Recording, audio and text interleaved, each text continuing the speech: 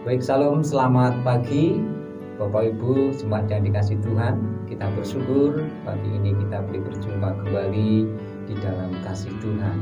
Dan kita ada di dalam ibadah online. Mari kita persiapkan setiap hati kita dan kita akan berdoa terlebih dahulu.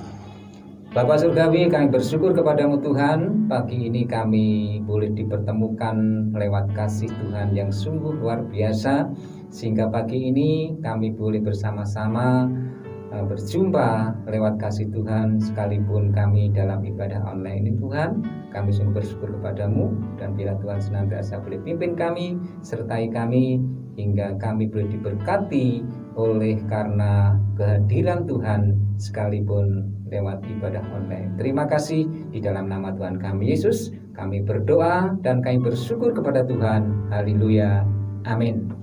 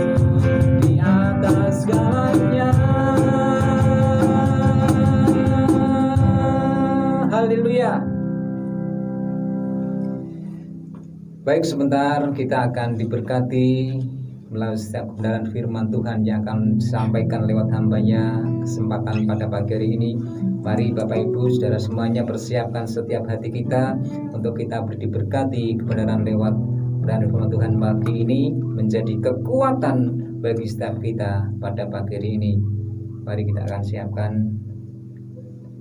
dan kita akan angkat dengan satu pujian, satu-satunya yang kuandalkan.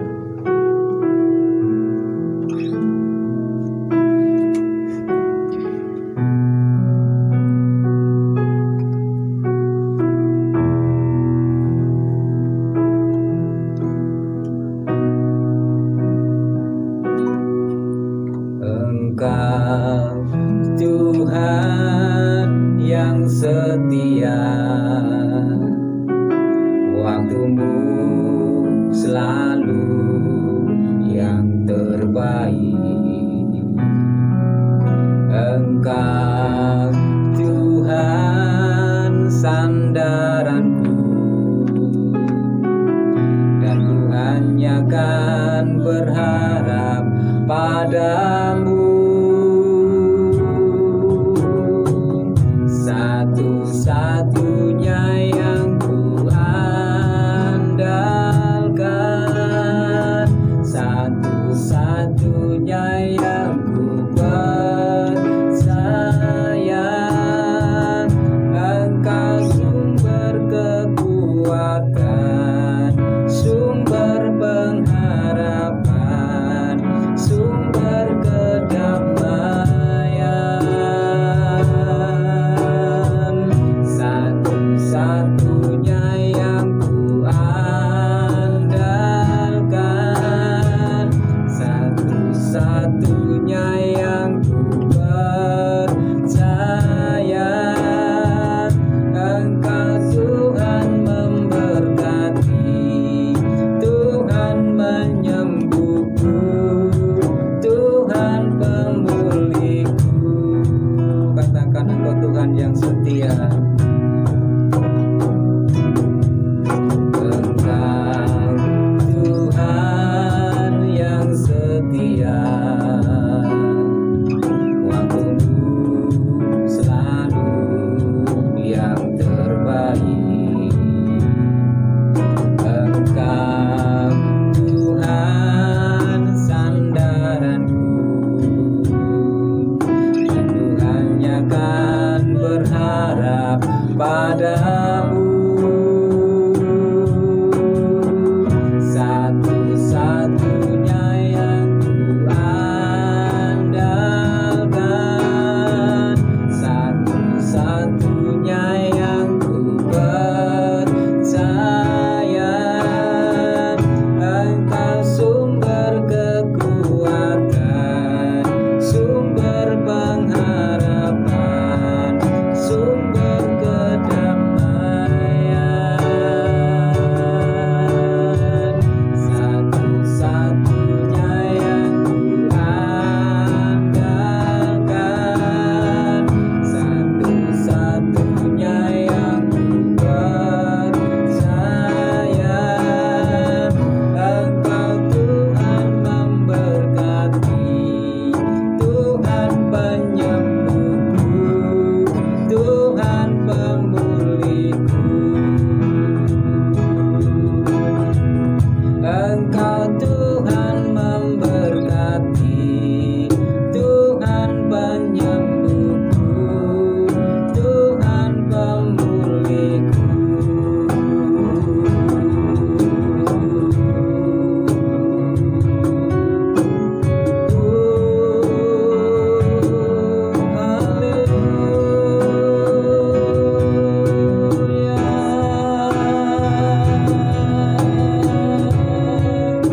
Engkau Tuhan,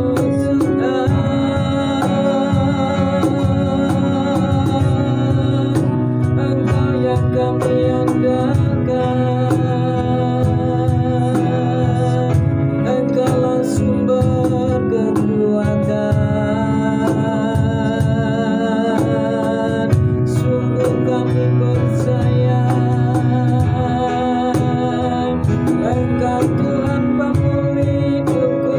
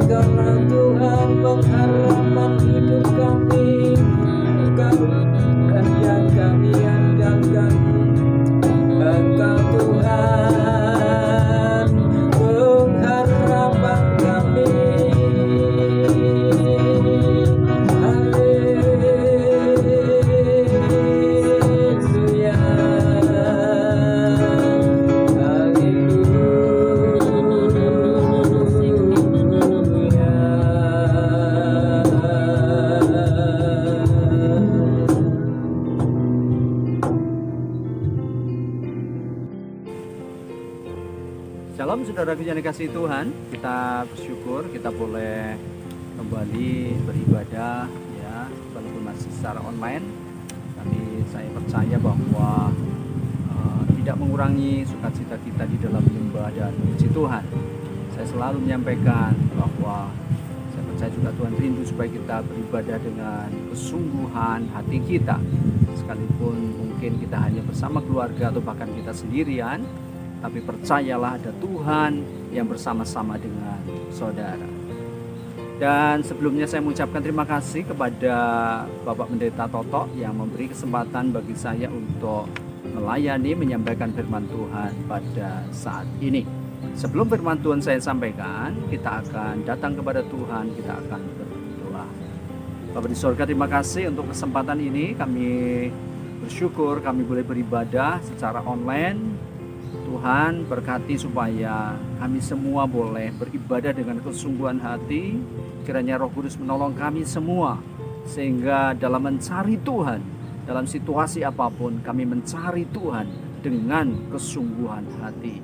Tuhan, doa kami supaya Engkau menolong kami semua, dan biar ibadah kami walaupun secara online, kiranya Engkau berkenan untuk menerima semua ibadah yang kami lakukan. Sebentar kami akan belajar akan firman-Mu. Kiranya firman Tuhan yang kami pelajari boleh mendatangkan berkat dalam hidup kami. Urapi kami hamba-Mu, urapi dan berkati semua kami yang mendengarkan firman Tuhan. Dalam nama Tuhan Yesus Kristus kami sudah berdoa. Amin. Saudaraku yang dikasihi Tuhan, firman Tuhan saat ini saya beri tema mengenal Allah lebih dalam, ya, mengenal Allah lebih dalam. Kita membaca dalam kitab Efesus pasal 1 ayat yang ke-17. Efesus pasal 1 ayat 17. Saya akan membacakan untuk kita sekalian, demikian bunyi firman Tuhan. Dan meminta kepada Allah Tuhan kita Yesus Kristus, yaitu Bapa yang mulia itu, supaya Ia memberikan kepadamu roh hikmat dan wahyu untuk mengenal Dia dengan benar. Nah, saudaraku yang dikasihi Tuhan, ketika Paulus menulis surat kepada jemaat di Efesus, maka salah satu pokok doa yang dianggap penting oleh Paulus dan dituliskan di dalam surat itu adalah supaya jemaat mengenal Dia dengan benar, mengenal Kristus dengan benar, mengenal Allah dengan benar. Ya, saudaraku yang dikasihi Tuhan, fokus utama di dalam kekristenan bukanlah program gereja, ya, bukanlah kebiasaan-kebiasaan yang diulang-ulang. Ya, sekali lagi Paulus menyatakan bahwa fokus utama di dalam kekristenan adalah supaya kita betul-betul mengenal Allah. Kenapa ini penting, saudara? Karena ketika seseorang mengenal Allah dengan benar, maka sudah pasti dia akan memiliki hubungan yang baik dengan Allah. Ya, dia akan memiliki hubungan yang baik dengan Allah. Nah, ketika seseorang memiliki hubungan yang baik, ya, dengan Allah, maka sudah pasti hubungannya dengan sesama akan baik. Hubungannya antar suami istri, ya, akan baik. Hubungan antara anak dengan orang tua akan baik. Hubungan antar saudara satu dengan saudara yang lain akan baik. Hubungan antar, ya, jemaat yang satu dengan jemaat yang lain, pendeta dengan jemaat, jemaat dengan pendeta, hubungan dengan siapapun akan berjalan dengan baik ketika seseorang memiliki pengenalan yang benar tentang Allah. Nah, saudara yang dikasihi Tuhan, maka ini menjadi satu pokok doa yang sangat penting, sehingga Paulus mendoakan hal itu untuk jemaat di Efesus. Saya juga rindu supaya saudara dan saya, kita semua mengenal Allah dengan benar. Nah, saudara yang dikasihi Tuhan, ya, hal yang pertama, bahwa ketika seseorang mengenal Allah dengan benar, maka dia akan semakin mengenal karakter Allah. Ya. Nah, saudaraku, di dalam Yohanes pasal 3 ayat 16, tentu saudara dan saya sudah hafal ayat itu ya. Ya, bagaimana bunyinya? Karena begitu besar kasih Allah akan dunia ini, sehingga diberikannya anaknya yang tunggal, supaya setiap orang yang percaya kepadanya tidak binasa, melainkan beroleh hidup yang kekal. Nah, saudaraku, Allah itu memiliki karakter yang penuh dengan kasih. Ya, Dia mengasihi saudara dan Dia mengasihi saya. Dia melakukan semua yang terbaik untuk saya dan saudara. Ya, dan karena kasihnya yang besar itulah, maka diberikannya putranya yang tunggal. Yesus Kristus datang ke dalam dunia karena besarnya kasih Allah akan kita semua. Ya, Allah mengasihi saudara. Karena itu Dia melakukan segalanya untuk saudara. Ya, selain mengenal kasih Allah, kita juga akan mengenal kebaikan-kebaikan Allah. Dalam kitab Nahum pasal 1 ayat 7, saudara. Ya, kitab Nahum pasal 1 ayat yang 7. Tuhan itu baik. Ia adalah tempat pengungsian pada waktu kesusahan. Ia mengenal orang-orang yang berlindung kepadanya. Ayat 8. Dan menyeberangkan mereka pada waktu banjir.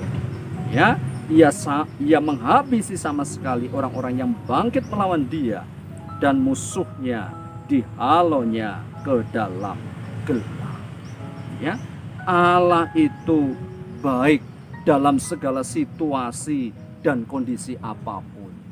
Bahkan dalam situasi dan kondisi yang terlihat tidak baik, Allah tetap baik.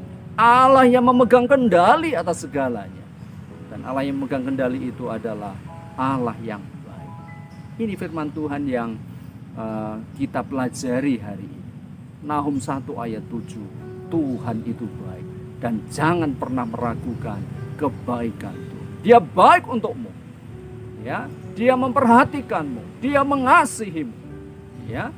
Nah, saudaraku, karakter ini dimiliki oleh Allah. Ya. Nah, selain itu saudara, kalau bicara tentang karakter Allah ada banyak sekali. Allah itu benar. Ya, dalam segala yang Dia lakukan Dia benar. Itu juga doa yang dinaikkan oleh Nehemia. Ya, dia berdoa atau di dalam doanya dia berkata, Engkaulah yang benar dalam segala hal yang menimpa kami. Kamilah yang berlaku fasik. Jadi saudaraku yang dikasihi Tuhan, ya, Nehemia dia mengakui bahwa semua kesusahan, semua penderitaan, semua yang dia alami dan juga bangsanya alami, bukan karena Tuhan tidak baik, bukan karena Allah melakukan kesalahan. Tuhan itu benar, Tuhan itu baik.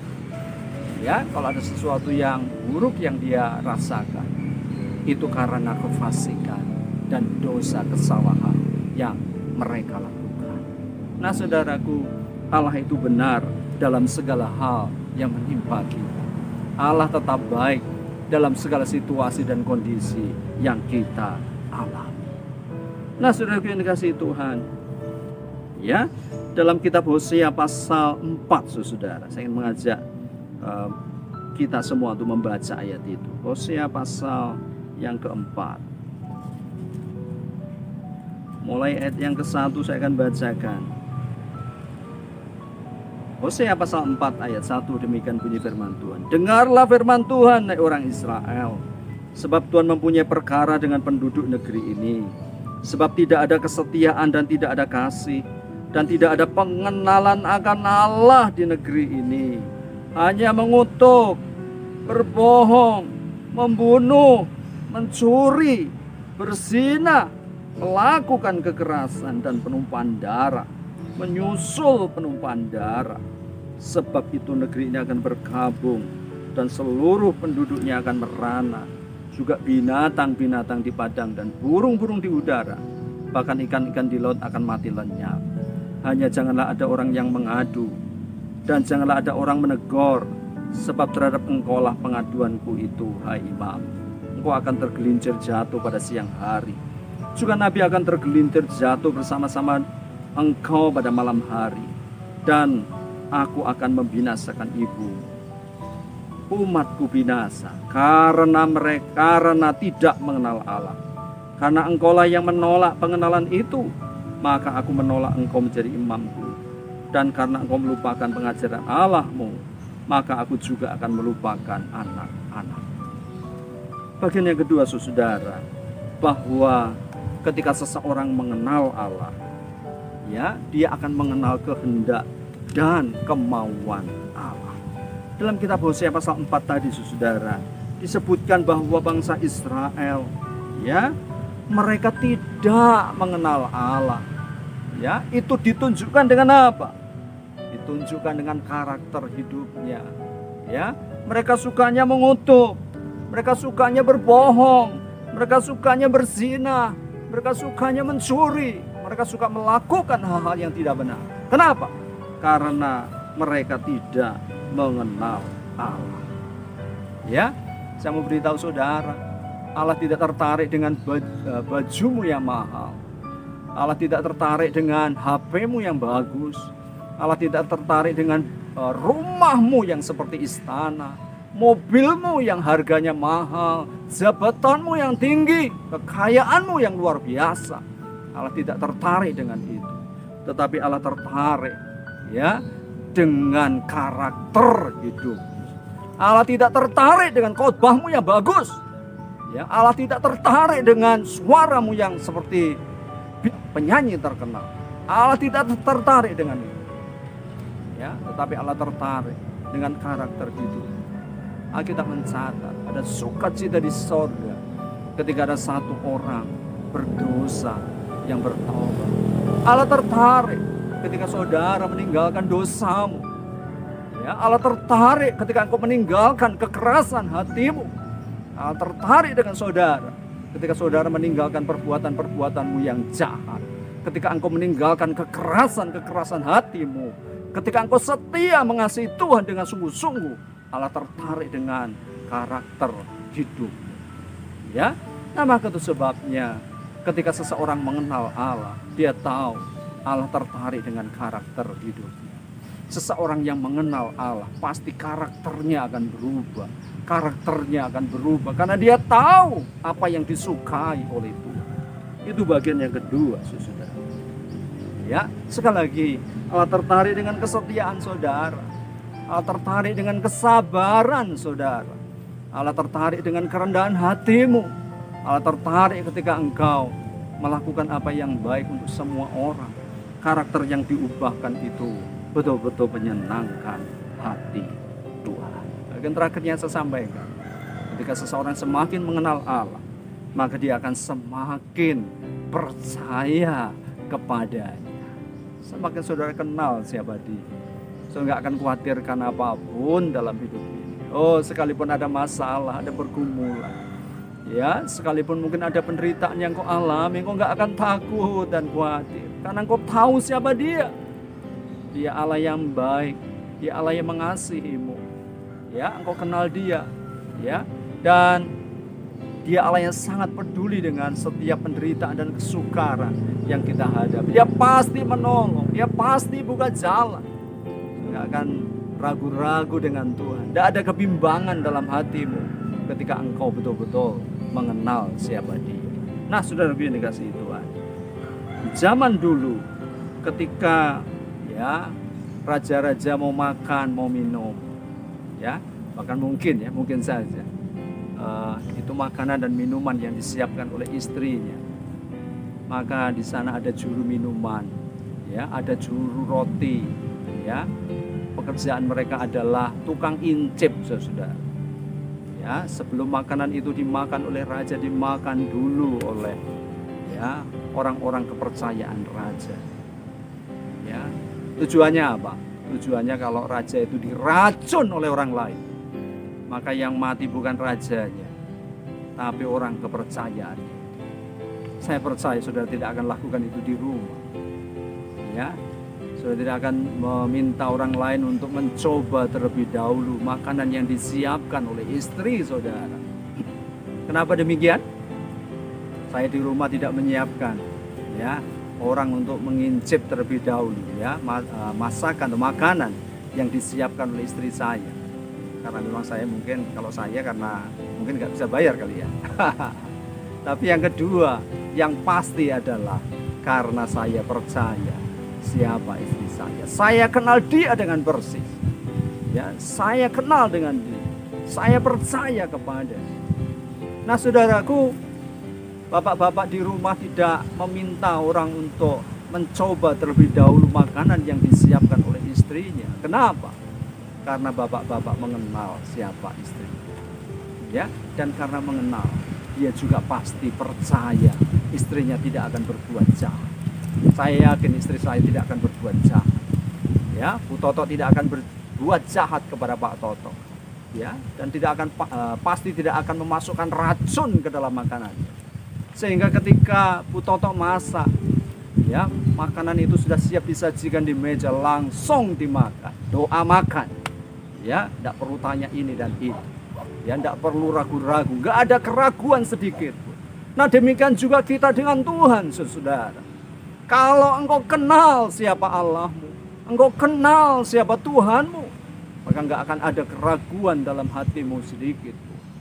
Ya, semakin saudara mengenal dia, semakin ragu-ragu, bimbang, ya, ketakutan itu akan hilang dari diri. Kalau hari ini engkau masih merasa cemas dan takut karena engkau belum mengenal dia dengan benar, ya, maka sebabnya pada saat ini mari kita semakin mengenal Tuhan.